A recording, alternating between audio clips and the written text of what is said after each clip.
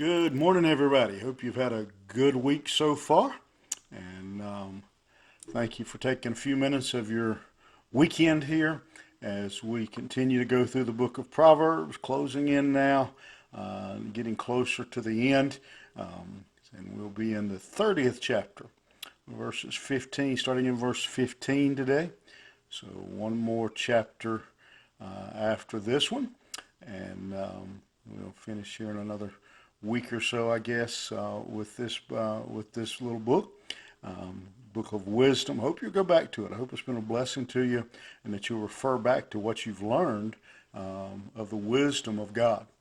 And so today we're going to continue looking at the words of Agur, who is going to speak out here against the people of his time. He's going to speak out against some of the sin that he sees around him. And we're going to see basically a list of Proverbs. He's going to list some things that God that he sees that are evil, and speak on these things. And much of what he's going to talk about here are things, again, that he has observed throughout life as he's observed God's world. And so the first thing he's going to talk about is I don't know that it's ever not been a problem, and that is the issue of greed, beginning in verse 15. He says, "The horse leech hath two daughters, crying, Give, give. There are three things that are never satisfied, yea, four things, say not, It is enough. The grave and the barren womb, the earth that is not filled with water, and the fire that saith not, It is enough." He is, through his experience, through his observation, he is very aware of the issue, the problem of greed. If you remember, just a few verses ago, he even prayed for himself, that the Lord would only give him enough sustenance that he wouldn't become greedy. And he wanted to be content with what he did have. And so here he warns his audience, his readers, against the issue of greed. And he begins by comparing greedy people to leeches, a horse leech. You know about a leech? A leech attaches to something, to an animal, and sucks its blood. And when he says the leech has two daughters, he's talking about how a leech has two different, not teeth, I guess, but two different suckers, I guess, where they attach and draw blood, and they continually are crying out, "Give, give." A leech would literally drink every drop of blood that the a host has, and he says they never get enough. They never have enough. Then he gives some other issues, other examples that describe the greedy. First, he talks about the grave. He says the grave uses that as an example of a greedy person. Death never gives up. Death comes at us every day. We are surrounded by germs. As you drive down the road, death is whizzing by you in the other lane. Death never gives up.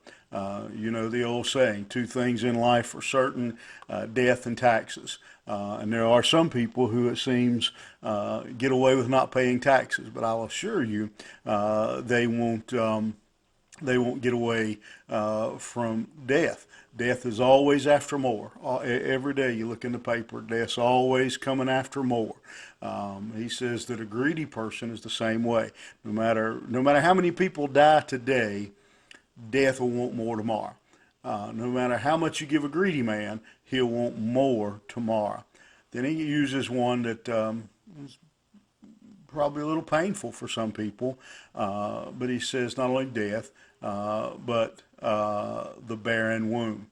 Um, Again, a sad illustration, but unfortunately, many people do know this of a family, of a woman, of a man, of a husband and wife who desire to have children, and for whatever reason, they are unable, and the pain that causes. And we have biblical examples of it. We have Sarah, we have Rachel in the Bible, who Hannah, who went through that, and nothing can satisfy that desire in their life. And again, this is a painful illustration, but it's one that Proverbs uses to illustrate how some people are with their greedy nature. That nothing else will satisfy them. They always, it's always just as with that mother. It's always gnawing at them. And if you're listening today and that's you, I'm so sorry, and I pray for your peace. I've talked with people over the years going through that, dealt with it in our own family, and I know. But he says a greedy person is in the same way. Nothing will satisfy them. It's always nagging at them. They always want more.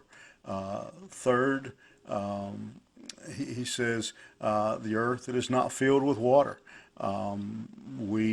You've seen the land when it doesn't rain for a while, how the land just dries up and cracks open, and it seems like it just begging for more. Palestine was an area that generally was really needing rain, and again, the land there just soaked up every drop. And wanted more. Fourth example is a raging fire, and he says if you see some of these wildfires that many times you see in California, see out west, man, they get started, just a little spark. The next thing you know, they're just consuming everything in sight: houses, land, trees, plants, everything, just devouring it. He says that's a portrait of a greedy man. They just devour everything that they have in front of them. Leave you today with, and I've probably told you this story before, but I remember the supervisor that I worked with. Some of the managers were standing together, and one of our managers says, I wish I could find some hungry salesmen." And the other one says, "I don't want a hungry salesman." He said, "I want a greedy salesman." He said, "If I feed him, he's not hungry anymore. But a greedy man, the more I give him, the more he wants." What a picture of greed and the destruction that it can do with these examples. A leech, the grave, a barren womb, earth with no rain, and a wildfire. Let's be cautious that we're content. Pray like Agur, "Lord, let me be content with where you've placed me and what you've given me." Think about that today, and we'll see you back here next week.